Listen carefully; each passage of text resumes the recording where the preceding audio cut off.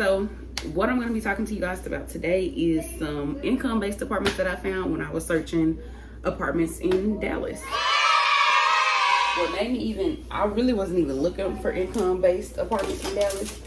What happened was I was looking at some apartments in like the Keller area. If you're familiar with Dallas, it's Keller Fort Worth. So I was looking at some apartments over there, and these apartments called Mercantile Square popped up. And I went and toured them. Very nice area because it's in Keller, so which is, you know, like it's considered North Fort Worth, North Dallas, whatever you want to call it. So I learned that they are income based. And she was like, you know, we have a waiting list. Our waiting list is about 6 months to a year. And I'm like, woo. First off, I didn't know y'all was income based. Second off, baby, I ain't waiting that long. So I just wanted to come and bring y'all a list of income based apartments that I found while I was searching in Dallas. One thing I will say before I give y'all the list, and I'll also include the screenshots of them in the video, so you'll be able to see them. You can be able to pause the video or screenshot the part of the video so you can get the names of the places. All of them were reasonable. They were all, and of course, let me start by saying this. I was looking for 3 and 4 bedroom apartments. Mercantile Square, I want to say, had a 4 bedroom. Yeah, they did have a 4 bedroom. All of these apartments were less than $1,400 for the 3 or 4 bedroom units that I was looking at. What I will say, look for when you are searching any apartment, look for these things, but especially if you're doing income-based apartments, you want to check the area, of course, the school system, like what are the school ratings. Check out the leasing office, you know, as far as staff wise and as far as how it looks. Also check out the property grounds, because as you know, most income-based apartments are dealing with kids. So if it's trash everywhere, you don't want to stay there, which means they're gonna have roaches. I live with roaches, about 10 of them. We now close friends, couldn't get rid of them. That's number one, that's out the question. Look at their playground and basketball goal area. Like if the basketball goals are tore up, that's strike 2. If the playground is raggedy and tore up, strike 3. That means they don't keep nothing up. And 9 times out of 10, the leasing staffing people don't care what the tenants do, what the kids do, as long as they getting their money every month. So no. And it could be whether it's in a good neighborhood or bad. It just depends on how they keep the upkeep of their apartment. Y'all probably gonna laugh, but another thing I look for is blinds, y'all. As y'all know, people with kids, if they're bad or if the apartments aren't really in a good neighborhood, if they're in a good neighborhood, you may see maybe 3 or 4 blinds messed up because people have kids and the kids just get bored and they do shit. That's understandable. My youngest did that before, but they get bored, they do shit. Cool. Like I said, 3 or 4 apartments, that's cool. But when you're driving through a complex and you look at the windows in the apartments, and every unit almost have ripped blinds or missing blinds, baby, put that car and drive and skirt up out of there, okay? No, don't do it, y'all. That just mean that they kids, they just do whatever the fuck they want to do.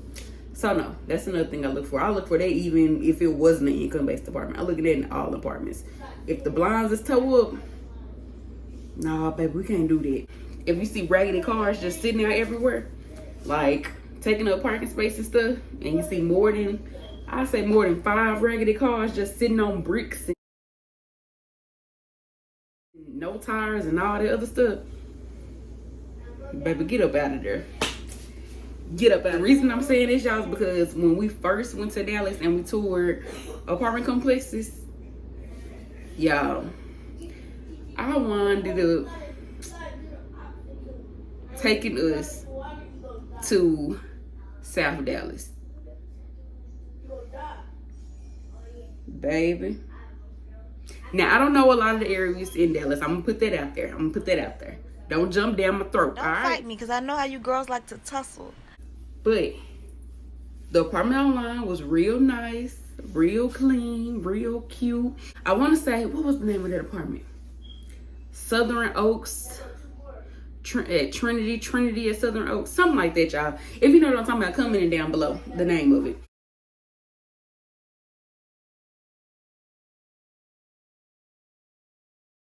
But y'all, I turned up in there. First off, before I even got to the apartment complex, I'm driving. I'm like, I'm just looking. I see trash out on the street and stuff, and I'm like, ooh, please tell me we keep going. You know, please tell me we steady going. Y'all must have bust there, right? Oh, hell no! I just know you ain't taking me over here. Y'all pulled up in there, broke down cars everywhere, blinds missing. People got stuff hanging all over the balcony. It was terrible, y'all. I was just like, okay, I'm just gonna drive on through. Ooh, baby, it just got worse and worse. After that was a strike for me. Like, I ain't no more looking at apartments online. I need to pull up in person to see what these apartments look like, because y'all tricking me. So, most of the income-based apartments, they probably not gonna be up to par. But one thing I can say about Dallas, it ain't Little Rock. Little Rock income-based apartments are ran through shit. Okay? Dallas income-based apartments are like, bruh, luxury. Some of them, most of them. It's one called Sansom Ridge, and it's they have another sister apartment, Sansom Ridge and Sansom Park, I think.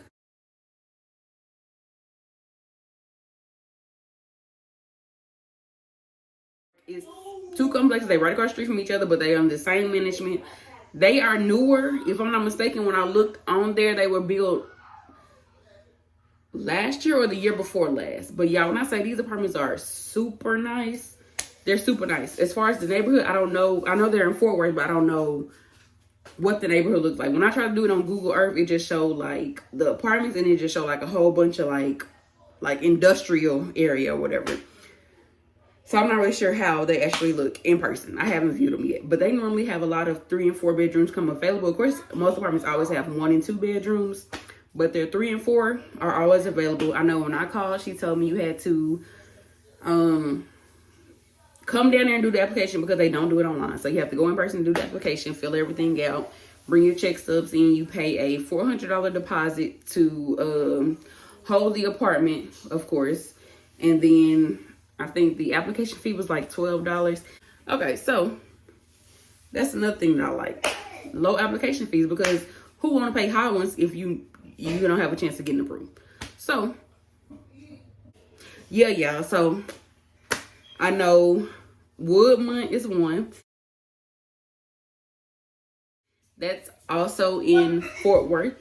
Mind you, most of these are in Fort Worth, because that's where we were looking. That's where we're moving to, is Fort Worth. I didn't look for any income-based apartments in Dallas, because I didn't really want to stay in Dallas.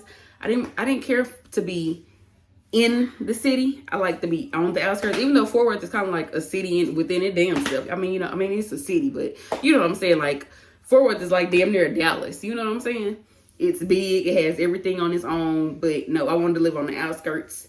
Outskirts of Fort Worth, outskirts of Dallas. You know, we have the terraces at Marine Creek, Diamond Ridge. Y'all, some of these names might not be correct, but like I told y'all, I'm gonna make sure I include all the screenshots for y'all. Just call the places and verify whether they have a waiting list or if they have some apartments available. Y'all let me know what y'all look for in an apartment when you first view it in person. What do y'all check for? Also, make sure you go view your apartments at night before you move in, sign a lease, any of that, do application. Also, read the reviews, y'all. So y'all let me know what other videos y'all want me to do regarding Texas or regarding anything, y'all. Make sure y'all subscribe to the channel, sorry. Like the video though. Comment on the video. Share my page, y'all, to y'all Instagrams, to y'all Snapchats, your Twitters, your Facebook.